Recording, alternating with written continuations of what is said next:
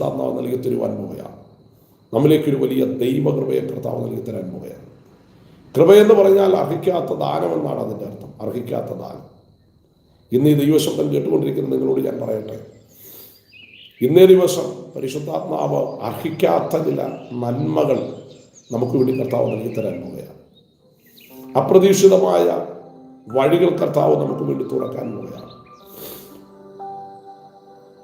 ദൈവത്തിൻ്റെ കൃപയിലേക്ക് നാം ആകുമ്പോൾ ദൈവം നമ്മെ സഹായിക്കുകയും നമ്മെ വിടുവിക്കുകയും ചെയ്യും.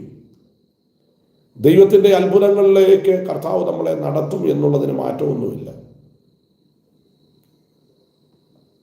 ദൈവത്തിൻ്റെ കൃപ ആസ്വദിക്കുന്ന, ദൈവം അന്വേഷിക്കുന്ന, കർത്താവിൻ്റെ തിരുസാന്നിധ്യത്തിന് വേണ്ടി വില കൊടുക്കുന്ന ഒരു ദൈവോയിതലായി നാം മാറുമ്പോൾ ദൈവം തൻ്റെ കൃപകൾ കൊണ്ട് നമ്മളെ വർദ്ധിപ്പിക്കും.